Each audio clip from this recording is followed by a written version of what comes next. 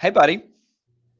What's up, Judah? Of course, I get a phone call as we're going into the show, Right. right? Right. Well, Outstanding. what's up, man? This is the Build and Grow with Real Estate show. My name is Judah Hoover. This over here is Josh Weidman. We come to you every day at noon, and we talk about real estate investing, realtor stuff. The show is for people who are homeowners and renters and landlords and realtors and lenders. And basically, if you live in a home or know how to spell a home, this show is for you. And we try to bring a great. Or if you want to live in a home, Right. or want to lease a home, or own a rental property, even if you want to rent a property from sometime, or just don't want to live on the street, this show's for you. This show is for you. So we are talking about a lot of great stuff here this week, covering how to quickly fill vacancies, because we think that this week is a title shift is happening, because for the first time. Shut your mouth a minute. I gotta say thanks to Josh Stoll, the only one who wished us a happy 100th birthday. Right. I'm giving ourselves a hand. I remembered this yesterday, and I forgot that today is our 100th show. Yes. Thanks, Josh. Listen, doing a daily show every day, How about that? Doing a daily show and getting to 100 episodes has certainly taken commitment and work on our part, and we certainly appreciate the people who make this show happen. I certainly appreciate all the people that I've had to say, no, I can't meet you at noon for lunch, but I can meet you at 12:45. Can we do 12:45? Yeah. Or nope, yeah. I really can't do lunches anymore, but let's meet at 10 o'clock for coffee, 9 o'clock for coffee. How does that work for you? So but I got to tell you, by and large, we've really stuck to this commitment, and it's really borne fruit for a whole bunch of people. And we know that this show is meaningful and valuable to a lot of people out there. And we really appreciate you and thank you, and are glad that you are here. That's not just a throwaway line. We know the people who are regular watchers, and we usually get between, like, a bad show, we'll get 250 views. Usually, sometimes we get 600 to 1,000. That's right. It's not totally uncommon for us to knock a show out of the park and get like 1,800 views or something like that. So we know there's a lot of people out there watching this show, and we really appreciate everybody who does tune in. All right. So back to what Judah was saying right now, right? We've got some crazy stuff going on in the world. We've got some crazy stuff happening with COVID. Here in Pennsylvania, it's September 1st, which is great. The kind of the unofficial beginning of fall, either whether you want to take that as Labor Day or September 1st or whatever. It's the official day of this is Eviction Day 2020. Right. But it's also Eviction Day 2020. Correct. That's right. So as of right now, the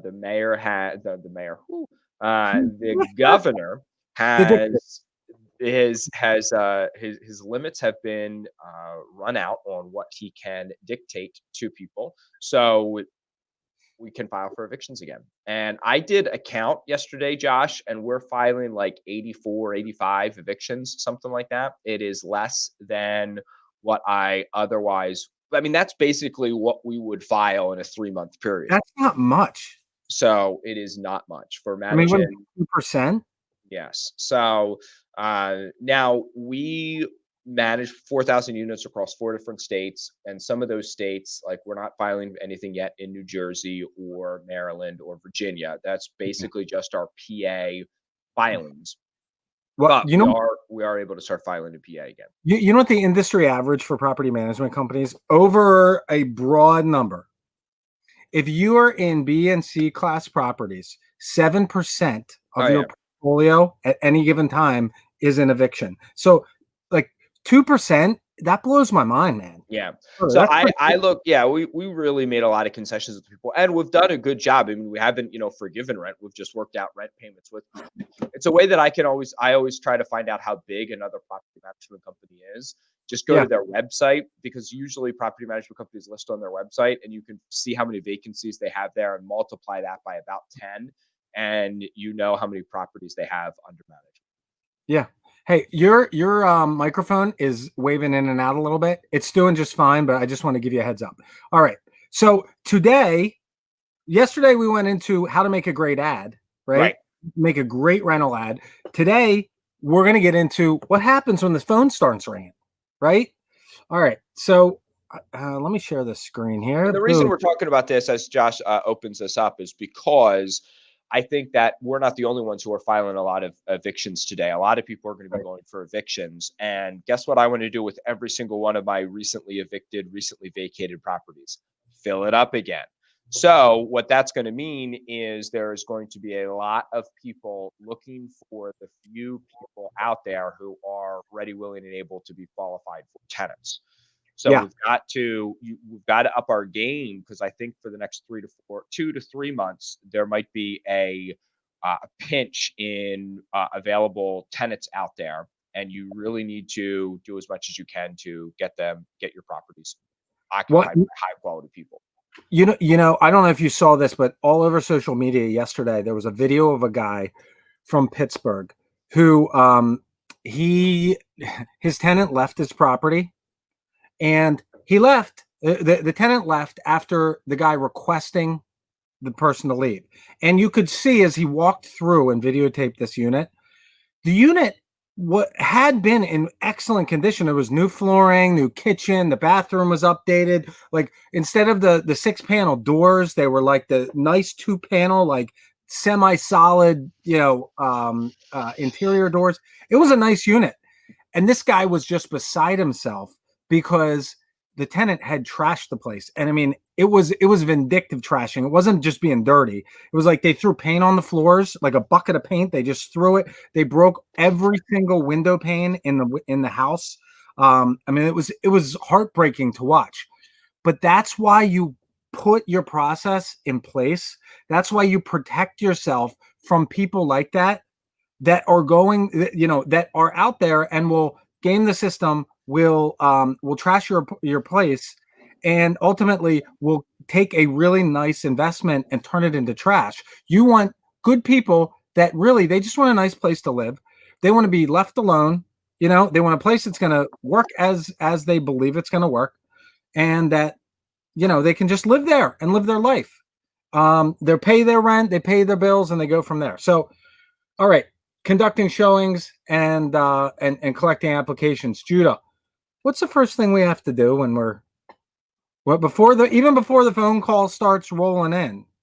Set your rules. Set your this is great, Josh. I love it. I know that you and I both know the right answer when you can ask me an open-ended question like that we didn't rehearse off air, and we both come up with the same answer.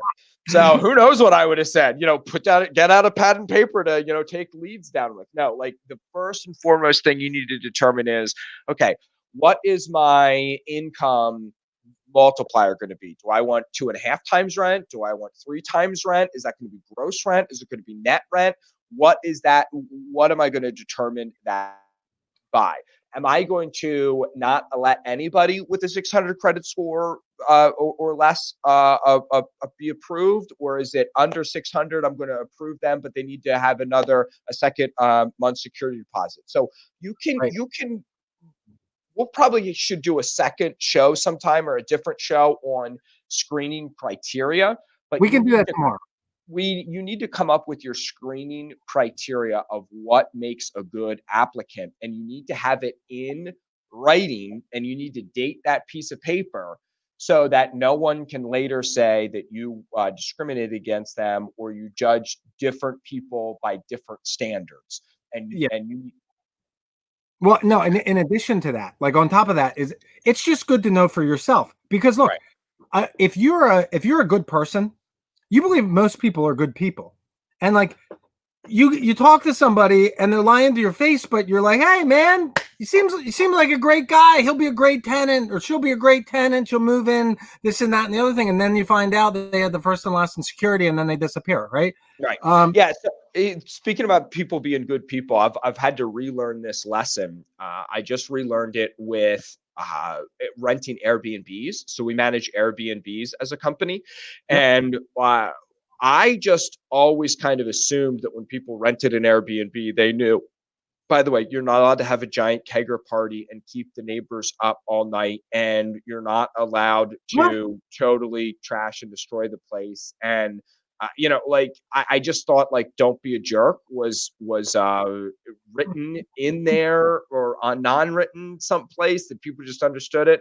So I've spent the last 6 months of managing this Airbnb with tenants breaking or guests breaking every conceivable rule, and me having to continually add to my rules. So don't think that that making your rules is a one-time thing. The next time you have a vacancy, you're going to update your rules, and it's a I hate to use this term, but it's a living breathing document. Yeah. All right. So some things to consider. Are you going to charge an application fee? If so, how much?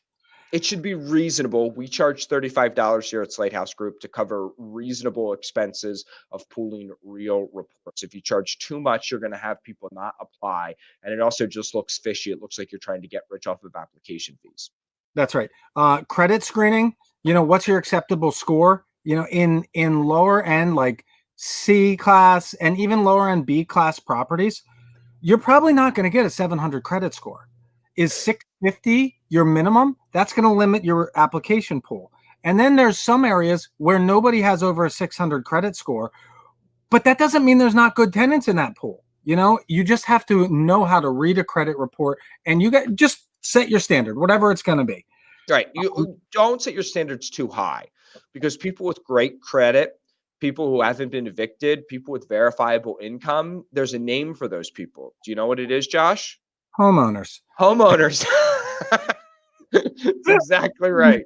Open-ended questions. It's great. Right. We're sharing the brain today. I love it. All right. So criminal checks. This is really important.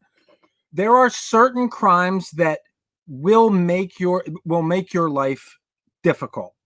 When I was managing properties, when I had a property management company in Philly, I had a tenant one time that her job was to sell liquor out of the front room of the house. And I didn't realize it until we got a letter in the mail that the city was taking the property. Like they had raided this speakeasy and they were selling liquor without a license. Now, it all played out and we got it taken care of, but you don't want that, right? Right. If you have typically what I have used as screening, and Judy, you can correct me here, is, no violent crimes, period. Right. No drug crimes within a certain period of time, and that can be flexible. That's actually, you've got to watch that one. We try to do 3 to 5 years on that, but also if somebody is a nonviolent drug offendant or offender, you've got to watch out for trying to screen against that too aggressively, because if they've repaid their debt to society, it in some senses really can't be legally held against them, and you can get into trouble for that. All right, so other crimes. Megan's Law is a big thing, though. You definitely, especially if it's a multi-unit, you have kids there, you should screen everybody against Megan's Law. I don't care if it's an 85-year-old, woman. You should screen her against Megan's Law because you have no clue. Yeah. Prior eviction screening. This one should be a must. If they are in the process of getting evicted from their current property, you probably don't want to rent to them. This is a recent problem. Right. I've also rented to really great people who had been evicted before, but ended up staying in their property. I had a tenant one time who had open heart surgery and she was in the hospital and it was an emergency. A month later, she gets out and she got an eviction notice and lived there for 5 more years. Still was fine. But sometimes, like when you're collecting an application, you get all the data. And then if there are flags that jump up and you don't have another applicant, ask the question, why is this here? What about this? And a lot of the time you can get reasonable justification for why things happen. And then income requirements is a really big one. If the reason that most people don't pay rent, if they don't pay rent, it's because they can't afford it. Right. Don't put somebody in a bad situation that, a bad situation. So, all right. So you got your rules. Next, taking phone calls and scheduling showings. This is what Judah looks like when he's not on the air. Right. I have all those 1980s phones ringing and in my hands at one time. So accurate. I always recommend, if I'm setting up a showing, or I'll set 2 or 3 days 1 week and schedule that as my open house days. Don't make them all evenings or all mornings or like lunchtime, but maybe you have a Tuesday night at 5, from 6 to 7, and then you have a Saturday morning from 10 to 11 or something like that. But It's okay to limit availability. I yeah, have 35 full-time payroll, or excuse me, 35 full-time property managers on my payroll, and we look for them to have like 40 of their 40 hours. We look to have 20 hours open for showings. Like we can actually look and see when their schedules are, when they're using Show Mojo to be available for appointments and stuff like that. We like to see one or two evenings a week, and we like to see of a Saturday of a weekend. There's Saturday morning, Saturday afternoon, Sunday afternoon. So there's like 3 weekend blocks. They need to be available one of those weekend blocks as well, on 2 different weekends a month. So you can have 2 weekends off, but the other 2 weekends you've got to at least work one of those blocks: Saturday morning, Saturday afternoon, or Sunday afternoon. And that's what we do for our full-time property managers. So even them, we understand the importance of not necessarily, you don't have to drop everything whenever to go and show a property. Just say, hey, I've got some availability at this time and this time. What works for you? yeah. All right. So then from there, you set the time. When the call comes in, introduce yourself. Hey, this is Josh. It can be that simple, right?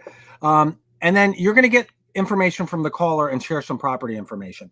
They're going to want to know, hey, is it really 3 bedrooms? Hey, is this, tell me about the off-street parking. What's the heat source here? There's going to be a lot of people who have a lot of questions. So, you want to answer those questions, and you want to kind of sell them on coming to the appointment. Just like then once they Right. get to the appointment, you want to sell them on filling out the application. You just want to, not aggressively, but you just want to encourage people to move forward through the process. Absolutely. The other thing to consider here, this is something. So Judah and I we have a small disagreement on this point specifically, right? It is important to share some information about the property. If somebody's like, "Hey, is there a hole in the middle of the ceiling?" No, there's not a hole in the middle of the ceiling. Answer that question. But if it gets into hey, my aunt, well, she's thinking about moving in with us. She's really nice, and is there enough room in the basement that we could put a bed down there? And like, when it gets into really in-depth conversation, cut it off. Like, give the basics. Give the information that's in the ad. You sell the appointment. Hey, you know what? A really great way to see that would be to come to the showing, and I would love to book a time that would be convenient for you to come and take a look at. That's exactly right. You get that information. If you are if you're talking to them and they book a time, write down their name, phone number, and email address, because we're going to use that as a follow-up a little bit later. All right. Now, before you get off the phone with them, share your process. Just briefly. It doesn't have to be crazy. Just like, my process looks like this. If you like the house, we take an application. These are the things I'm going to need for the application. 3 months of paycheck stubs to verify your income. I'm going to need an application. It's going to include your social security number for anybody over the age of 18 living in the property, because we're going to run a credit and background screening, including criminal history. And and you just rattle it off. And they're probably going to ask, well, my credit's not that great. That doesn't matter. I want honesty, and I want to see the content of the application. We look at it as a whole. Would you agree, Yeah. Judah? Yeah. Yeah. I mean, that's a big part. You want to encourage the application, but at the same time, you don't want to give somebody a false sense of hope. If they have a 400 credit score and they don't make any money and they're getting evicted from their current house, and there's no sense in them showing up. Or at least they should know it, right? And then put them into the open house, schedule them in, and write down their information, right? Anything I'm forgetting here? No, that's exactly right. Okay. Open house time. Balloons, signs, maybe a clown. No.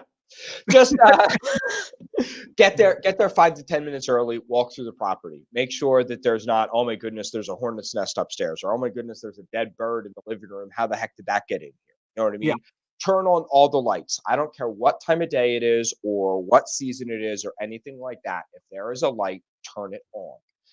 Turn on all the closet lights, turn on every single light that you can To in that. piggyback on that note, buy some light bulbs. Right. I don't know why contractors think it's the right thing to do if you have a 2 or 3 bulb light to put one bulb in there. Right. But there's nothing worse than showing a house when it looks like you're in the middle, everything's dark and you've got the lights on. That's no good. Right. You might want to, lamps that should only be 60s, put hundreds in there. You know what I mean? When those chandeliers that have like the 5 or 6 different bulbs, Yeah. and you have like 25s or 40s in there, put 60 or 60-watt equivalent, whatever it is. You want the place to be as bright and as vibrant as possible. You also want to think about carrying wipes with you, especially now.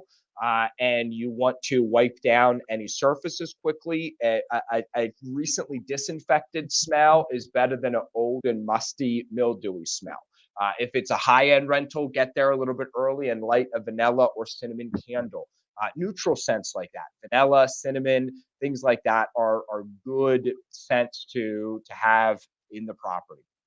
When it comes to the heat, you want to get it turned on, or you want the AC running, whatever the case may be. You want to just, you don't want somebody to be standing in the house thinking, my goodness, it's so cold in here. Well, yeah, the heat works fine, everything like that. You want them to come from their cold car or through a cold walk to a comfortable house. You want them psychologically already feeling comfortable being in this place.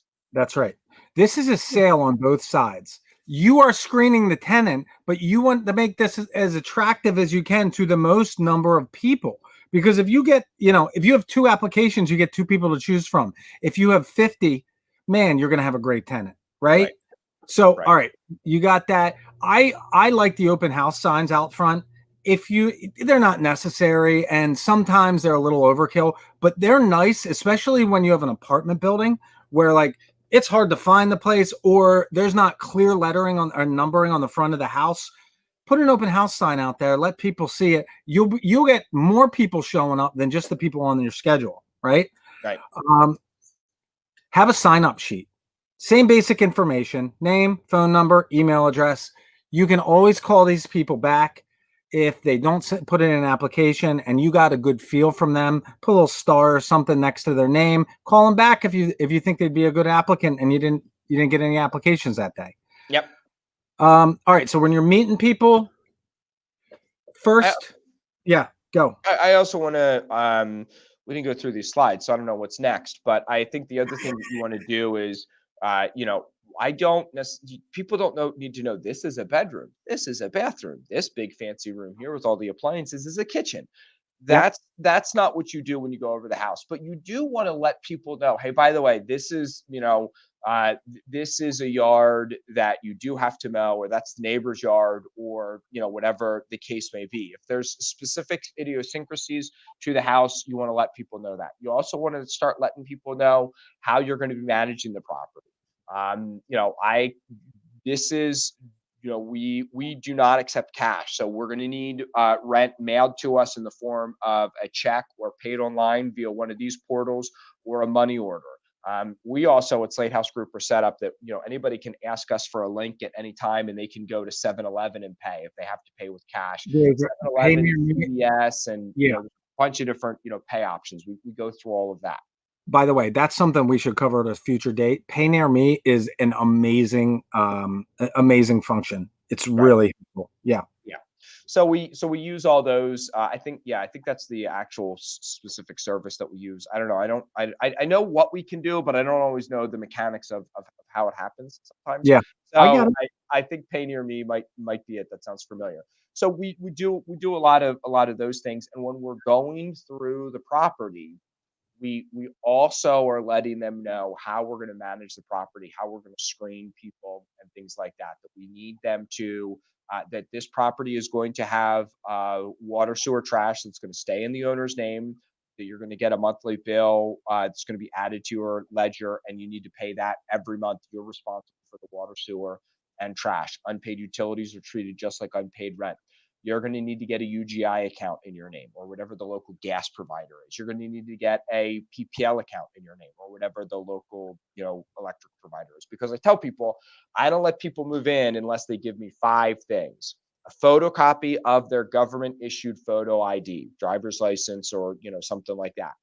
A UGI account in their name, a PPL account in their name. First month's rent and security deposit. Maybe security deposit is 1 month, maybe security deposit is 2 months or whatever. But they have to have those 5 things before the key goes in their hand. That's how I remember it. UGI, PPL, driver's license, first month's rent, and security deposit. I also tell them that if they pay online, because we accept payments online, any and all deposits need to be paid 14 days ahead of time or 7 days ahead of time. I think it's 14 days ahead of time. Ahead of time. Move in, before move in, 14 days before move in, or they need to be paid with a money order or a certified check.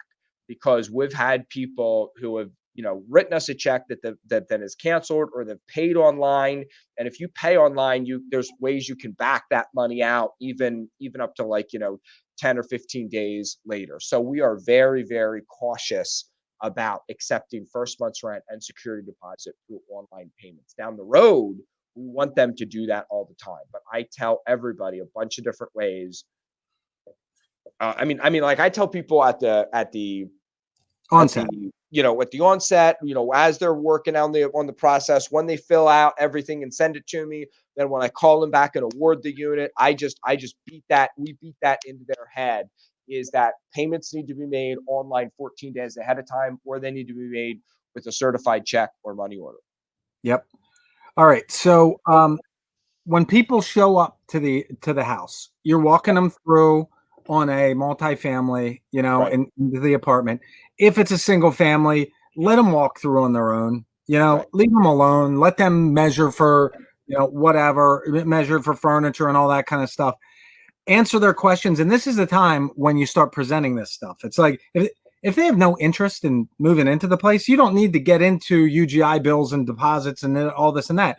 But if they have legitimate questions, talk to them about it. Tell them about the move-in process. Tell them about how you screen. Go into, who's responsible for what and all that kind of stuff, just like Judah went through, and steer them towards an application. It's like, it's like asking for the sale. If you're on a sales call and you don't ask for the sale, man, you're doing a bad job, right? You always ask for the sale, always ask for the application. All right. So what's the application process look like? Really simply, first thing, everybody has to provide the same information. You set your rules. That's the first thing we did. You set your rules, so you got to stick to them too. Right. Right. Absolutely.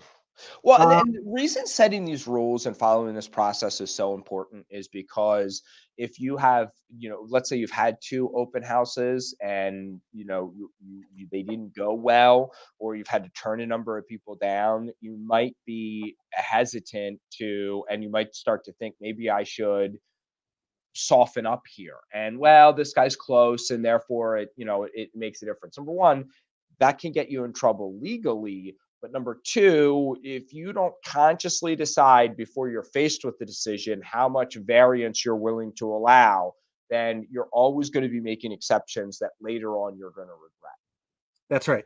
And believe me, you will always regret them. I can think of times that I've sold houses or taken properties off the market that I was trying to sell for somebody else, or hired contractors, or Josh, just think about all the decisions you've made in your life that you have.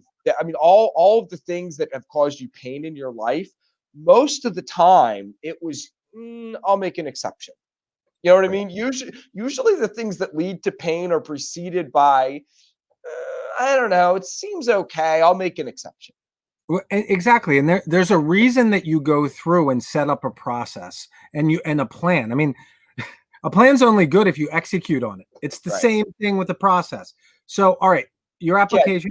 Bayshore says something that's great here is, being the good guy, doesn't always pay off. You're exactly right. This is why it's good to be the property manager and say that, these are the decisions that the owner has made. By the way, if it's owned in an LLC, you are not the owner. You are just the property manager. So you're not really, really being too disingenuous when you say, the property manager, I'm just the property manager. Well, yeah. The one thing I will say though is being a good guy, you always are a winner. Like that Well, doesn't mean giving away everything, but yeah, it always pays off to yourself. Yep. All right. So, all right. Oh, geez, what am I doing? We got to finish this up. All right. Application packet. You should have a photo ID, proof of income. Proof of income is not like a note from grandma that's like Right. he'll pay.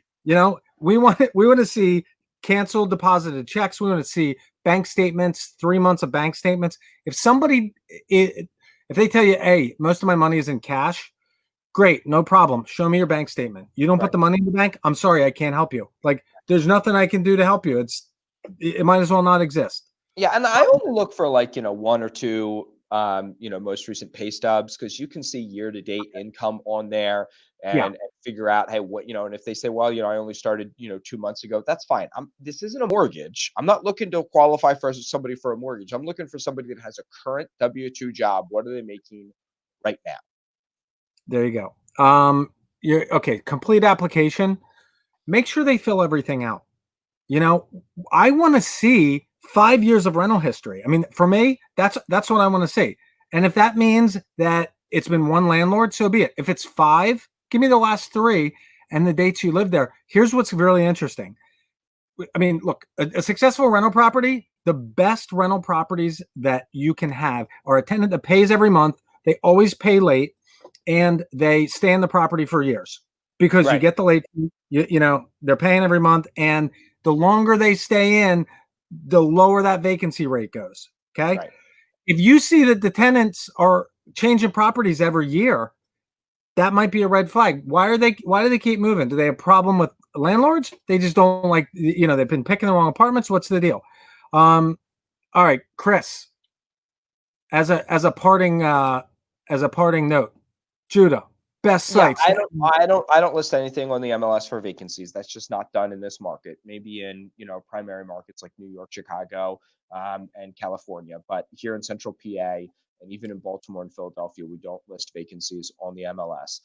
You want them to be on Facebook Marketplace and you want them to be on Zillow. And Zillow does charge now because Zillow is trying to not go the way of Craigslist. So those are the big sites that you want to get on. And then just as you continue to do this, you're going to find other sites and other ways that you can get your property listed out there.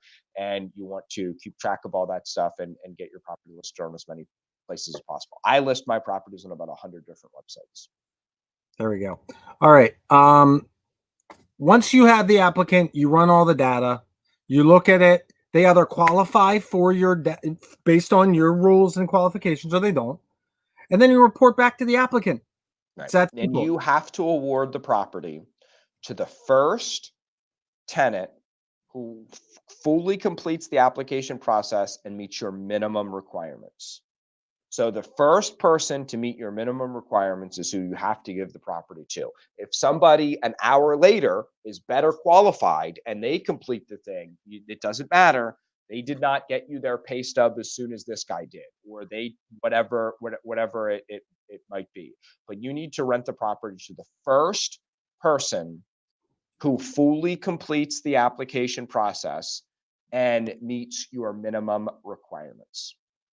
Yeah, I mean that debate, that conversation is mostly going to happen in area like you're going to run into dicey water. Mostly in areas where you get a couple applications on the same day, you screen them and you realize this guy has a 630 credit score and this guy has a 650 credit score and their income's about the same. And like, that's the only distinguishing factor. Most of the time though, there's plenty of differences between tenants and it's a pretty cut and dry decision. And if it's not, it means you have a couple pretty good applicants. Right, but you can't award it to the best one. It has to be the first one. I get it. Even if they're you know a big disparity. So the first person, even if it looks like there's other people who have the application process 80 or 90% complete, but once they do get it complete, they'll be better qualified. You cannot give it that. Okay. I got to jump. You got to jump. This is our show for the day, ladies and gentlemen. 100 is in the bag. I love it. It's the century mark. Yeah, thanks for the love, guys. We really appreciate you on here every day. Thanks to Bayshore Travis, Noah Martin, Jeremy Bayshore, and Taz Journey for giving us a little thumbs up. You know, if you liked what you saw today, don't forget to like and share the show. We'll be back here again at noon tomorrow, sharing some more content and digging into real estate. Thanks, everybody. See ya. Well, see, I got to sign off. I'm not ready. See you guys.